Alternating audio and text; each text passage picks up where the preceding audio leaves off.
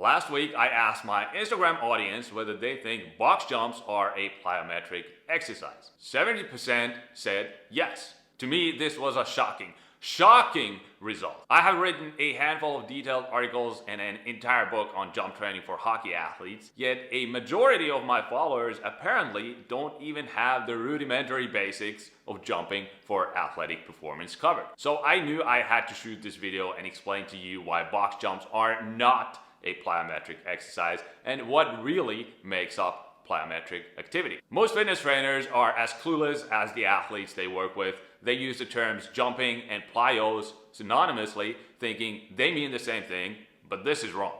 Plyometrics may involve jumping, but not all jumps are plyometric. Are you confused yet?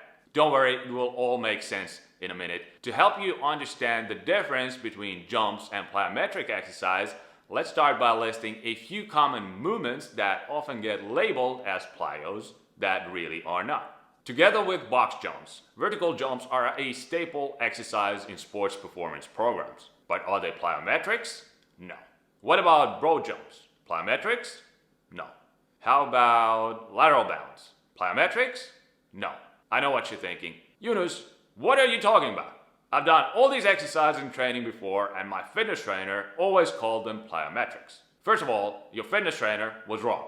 More importantly, I want you to take a moment and think, what do all these exercises I just listed, box jumps, vertical jumps, broad jumps, lateral bounds, what do they have in common? Pause this video right now, take 10-15 seconds and really think about it. I'll reveal the answer at the end of this video, but I hope you'll be able to figure it out on your own. For now, hold that thought as we move on to true plyometric activities. Hurdle jumps.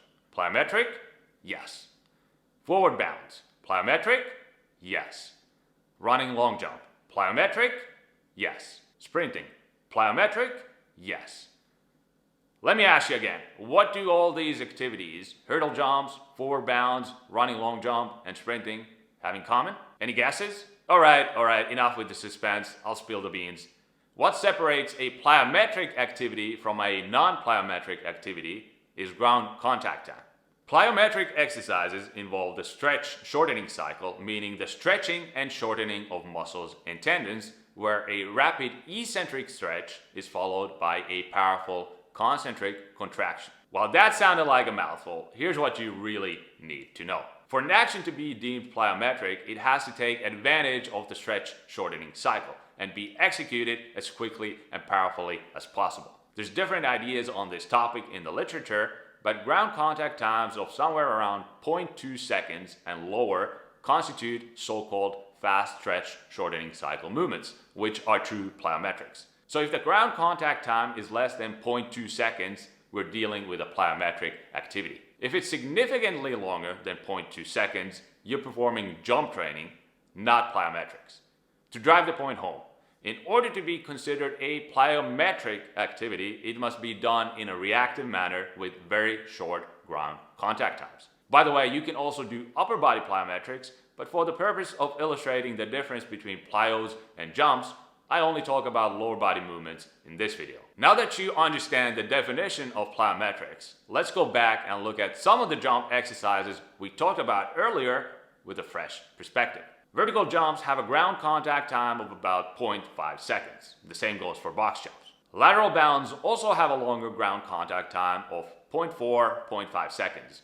As you see, all of these movements exceed the 0.2 second threshold required for plyometrics. Now we get to the good stuff, true plyometric activities. Hurdle jumps have a ground contact time of circa 0.15 seconds. Running long jump, about the same. And then we have sprinting, the most plyometric activity in sports.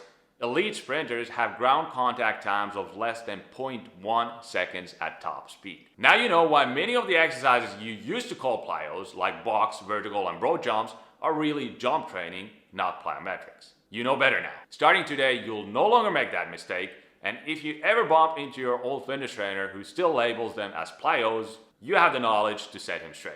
By the way, for a deep discussion into this topic and how jump training can elevate your hockey performance, read my book, Hockey Jump Training System. It includes world-class training information combined with done-for-you jump training programs I use to produce powerful athletes that you will not find anywhere else. Thank you for watching. If you want more great sports performance tips like this, then smash that like button, subscribe to my channel, and I'll see you in the next video.